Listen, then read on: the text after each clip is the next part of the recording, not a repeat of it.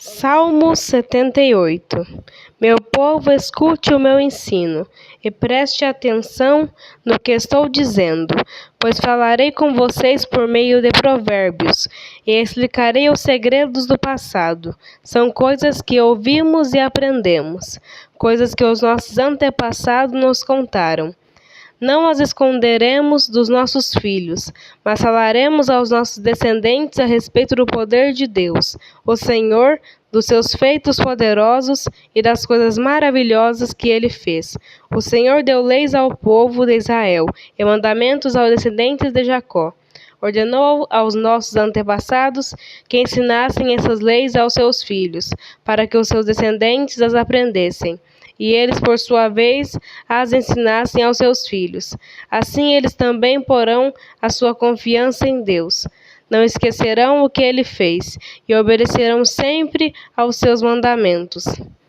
Eles não serão como os seus antepassados, um povo rebelde e desobediente, que nunca foi firme na sua confiança em Deus, e não permaneceu fiel a ele. Os homens da tribo de Efraim, armados com arcos e flechas, fugiram no dia da batalha. Os israelitas não cumpriram a aliança que Deus havia feito com eles, e não quiseram obedecer à sua lei.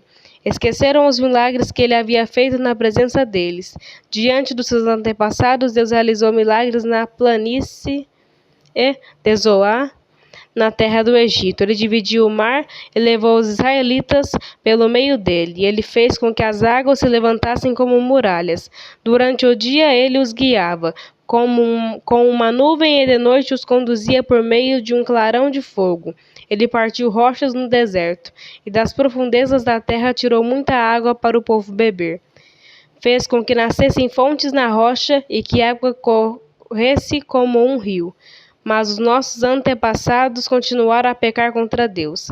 Eles se revoltaram no deserto contra o Altíssimo. De propósito puseram Deus à prova, pedindo a comida que queriam. Falaram contra ele, dizendo: será que Deus pode nos dar comida no deserto? É verdade que ele partiu a rocha e que a água começou a correr como um rio? Mas será que ele pode nos dar pão? Será que pode fornecer carne para o seu povo? Quando o Senhor Deus ouviu isso, ficou furioso. Ele atacou o seu povo com fogo, e a sua ira contra eles aumentou, porque não confiaram nele e não acreditaram que ele os poderia salvar. Porém Deus deu ordem ao céu lá em cima e mandou que as portas se abrissem. Ele deu ao povo pão do céu, fazendo com que caísse o maná para eles comerem, e assim comeram o pão dos anjos. Deus lhes deu comida com fartura.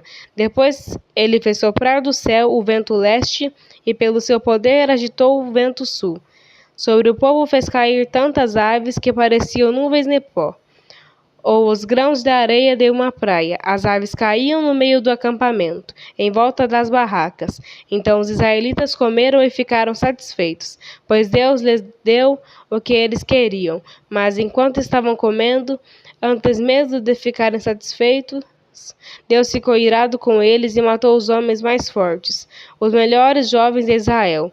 Mesmo depois desses milagres, o povo ainda continuou a pecar e não quis acreditar em Deus. Por isso ele os destruiu, como se a vida deles fosse um sopro, como um desastre que aconteceu de repente. Porém, quando Deus matava alguns, os que ficavam vivos voltavam para ele, eles se arrependiam e oravam com sinceridade a ele. Eles lembravam que Deus era a sua rocha, lembravam que o Altíssimo era o seu Salvador, mas todas as palavras deles eram mentiras. Tudo o que diziam era apenas para enganar. O coração deles não era sincero para com Deus, e não foram fiéis à aliança que Deus havia feito com eles. Porém, Deus teve misericórdia do seu povo. Ele não os destruiu, mas perdoou os seus pecados. Muitas vezes parou com a sua ira, e não se deixou levar pelo seu furor. Lembrou que eles eram mortais. Eram como um vento que passa e não volta mais. Quantas vezes se revoltaram contra Deus no deserto? Quantas vezes o fizeram ficar triste? Repetidas vezes o puseram à prova, e entristeceram o santo Deus de Israel. Eles esqueceram o seu grande poder e o dia em que ele os tinha salvado dos seus inimigos. Esqueceram as coisas maravilhosas e os milagres que ele havia feito na planície de Zoar, na terra do Egito. Ali ele fez com que os rios virassem sangue, e assim os egípcios ficaram sem água para beber. Mandou moscas para os atormentarem, e rãs que estragaram os seus campos. Também mandou gafanhotos para comerem as suas colheitas, e destruírem as suas plantações.